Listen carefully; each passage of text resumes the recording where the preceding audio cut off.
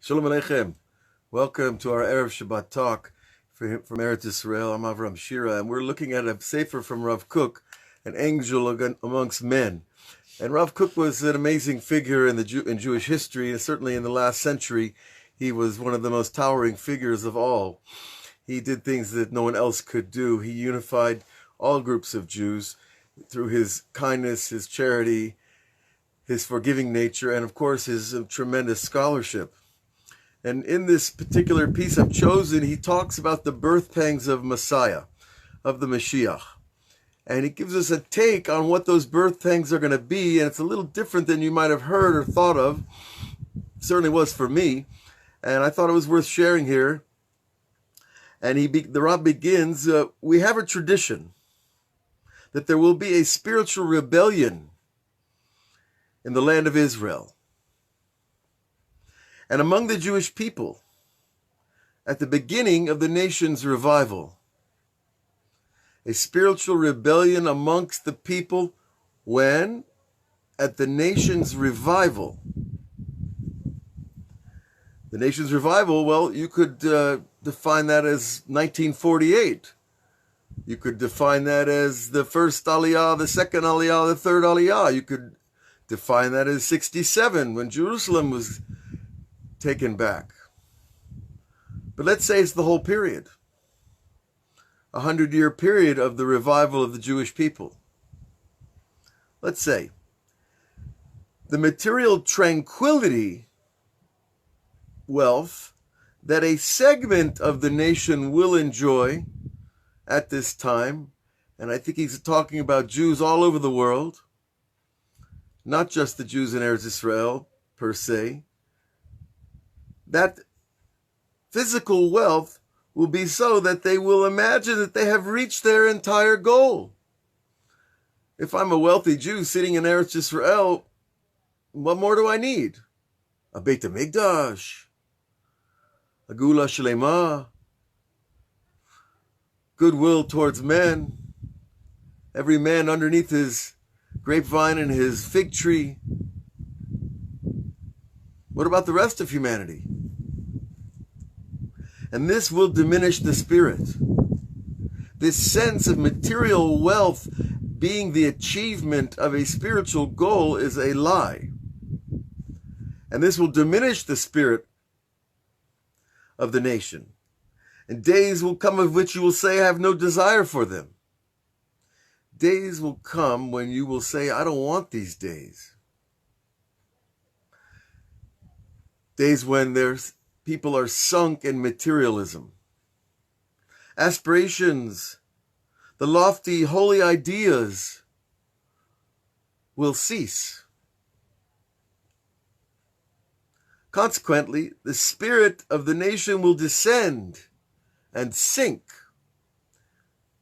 But then a tempest will come, a storm, and generate a revolution.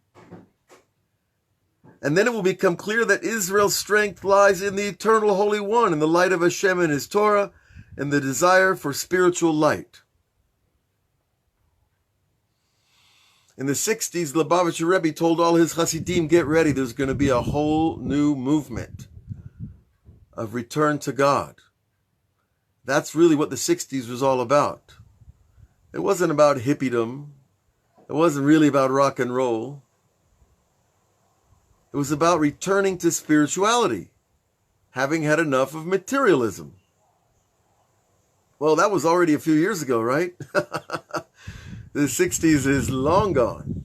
But is it really? So we have two periods that the Rav outlines for us. The period of intense materialism. I know my father's generation was probably, they say, the wealthiest generation of the history of humanity. That's the generation that produced a lot of billionaires and a very big debt, shall we say, 14 trillion is a pretty good debt, Got to get wealthy somehow. So that great nation of material success called the previous generation, it really followed World War II, really kicked in then. And then came the 60s and the 70s, and there was this rebellion from that, a spiritual rebellion where people actually hit the road. They went to India, they went to China, they went to Israel, they went looking for God. Now, was that the whole generation? Well, probably not. But spiritually, they reflected a movement that gathered and collected the imaginations of all people. That there was something else in the world besides making a buck. And the music certainly reflected it, and the art and the drama. Okay. He tells us, though, this rebellion will take the form of another inclination towards materialism, which will arise within the nation as a whole in a powerful way, seeing that so many years have passed during which the need and ability to engage in physical pursuits were completely negated from the entire nation. Now, what is he talking about? Well, at the time of exile, the Jewish people, in their journeys from nation to nation, they never got to build their own land. Very few owned their own houses. They lived in little shtetlach that the pasha or the overlord or the baron owned. They didn't farm their own fields. Okay, sometimes they leased a forest and cut down the wood and sold the lumber. But listen to what he's saying. That the part of the exile is you're not able to build something real and lasting. Because you're either showing up poor, working like a dog to get above that horrible level of poverty, and then you suddenly get to this level of materialism, if you're lucky, to rise above it all. And what happens? Well, okay, now I'm going to go back to Israel. I just went to college. I got my PhD. I got a job for Microsoft. I'm on the Borsa, I'm on the stock exchange. I'm finally rolling in some bills. Now I'm going to move to Israel. Now I'm going to be spiritual again.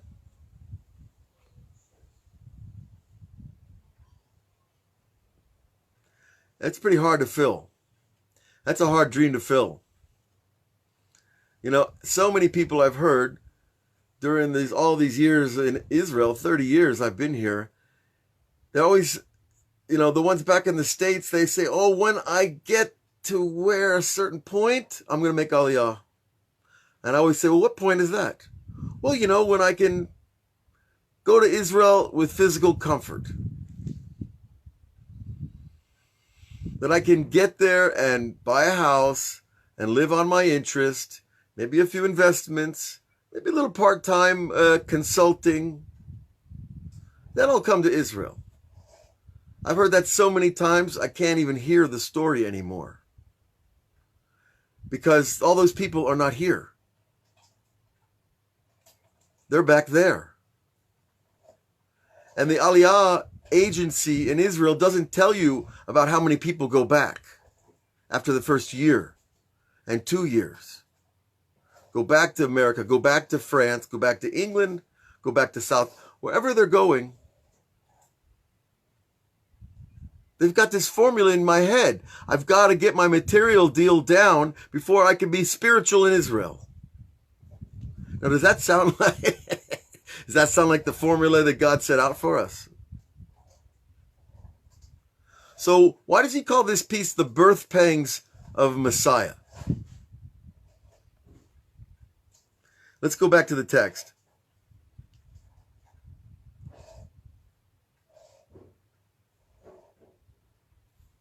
When this material desire emerges from the people, and it must, it will rage furiously and cause great storms. These are the birth pains of Messiah. Well, what's he talking about? What is the holy Rav Kook trying to teach us? That there's this warfare between the material and the spiritual. That's not a particularly new idea. Not in philosophy and not in world politics. And going back thousands of years. The war between the spiritual and the material in the Jewish people, and that upheaval of materialism is the birth pain of the redemption, the spirit of redemption. The Moshiach, of course, means the anointing. The anointing in the Kabbalah is when you receive your upper soul and it comes down into consciousness. That there's no longer this million-mile journey to reach your true self. It's right there with you. You know you're a different person. You know what it means enlightened, and you don't talk about it. I love, that's one thing I didn't really pick up too nicely from the hippie movement was this, oh, I've reached enlightenment. Really? How's that go? How's that work for you? Well, nothing bothers me. It sounds good. I wish I was there. Are you married? Do you have kids? Do you have a job? Are you building? No. I take care of my own needs, but I'm at peace. That's my enlightenment. Folks, that's not enlightenment. That's escapism. We are commanded, the first commandment of the Torah is to get married and have children. Because otherwise I'm not contributing to the image of God in the world. See, each human being is an image of the divine form. And if I don't have children, I'm delimiting the divine form. Rav Ginsburg says, a man without a wife is half a form. And we know that the book of reincarnation says that every soul is male-female. We are created in heaven hermaphrodite. Then we split, come back, and have to reunite with our true other half. So that's not enlightenment. Enlightenment is when you bring down enough wisdom of the Torah that the light of the wisdom stays with you. And you look at the world through the filter of the way God looks at the world. With compassion, with mercy, with patience, with understanding. And you know what to say and what not to say intuitively. And you know where to go and where not to go without even asking. And you know when the right thing at the right time to do to pick somebody else up. And look out for the sick and the needy and the suffering and the ill and the orphan and the widow. That's enlightenment. When they asked one rabbi, this is very nice. The students asked this one rabbi, how are you doing? Most rabbis, you don't approach them in a very formal way. We don't talk like, hey, how you doing? What's happening? That's the older generation, wouldn't talk that way. But this guy went to the rabbi and said, hi, how are you doing? And the rabbi said, I haven't thought of that question for 13 years. How am I doing? When you're involved in what you're doing, it's not even about you anymore. It's about the doing. And that's the internal reception of your higher soul's mission.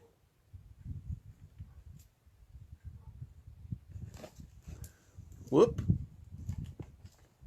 We have a question here that looks very interesting. I can't see who. Somebody looks like Matthew is writing. Could you talk about how your people will qualify as self-proclaimed Messiah? Well, that's an interesting question, but in Judaism, you never proclaim yourself anything. That is a completely Christian concept. I'm sorry. You don't even call yourself president. You don't call yourself anything. If people call you something, that's their business. They asked the Lubavitcher Rebbe, he called him, what is it like to be a tzaddik? And he said, labels are for genes. If you need a label, you're still haven't gotten to the front of the class. If you need a label, you haven't gotten to the essence of what we're doing here.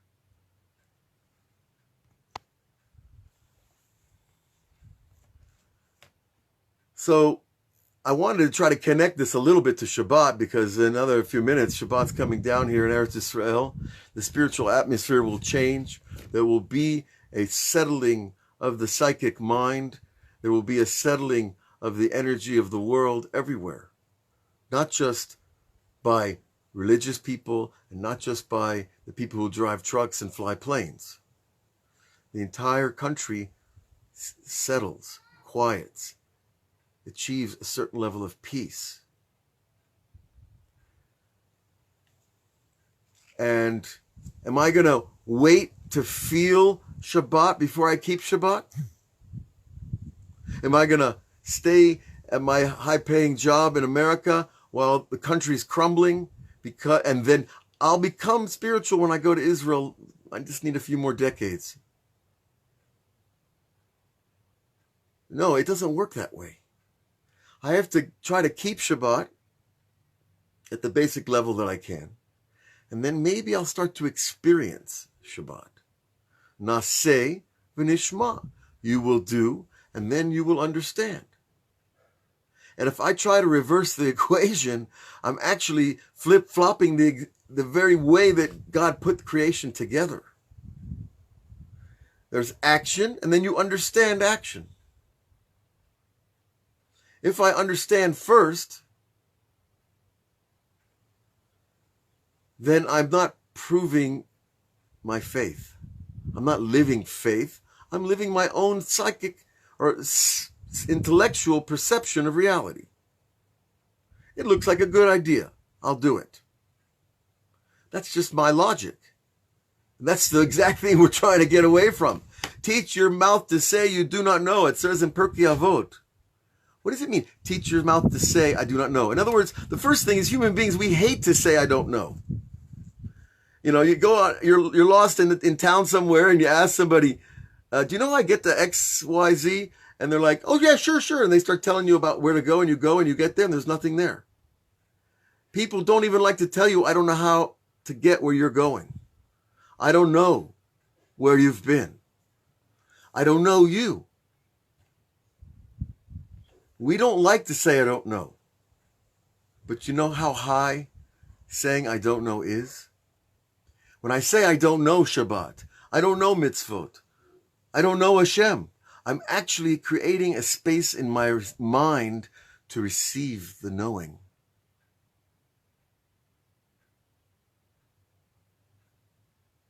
Do you hear the difference? That if I'm filled with my knowledge, with what I think I know, how can I make room for your knowledge?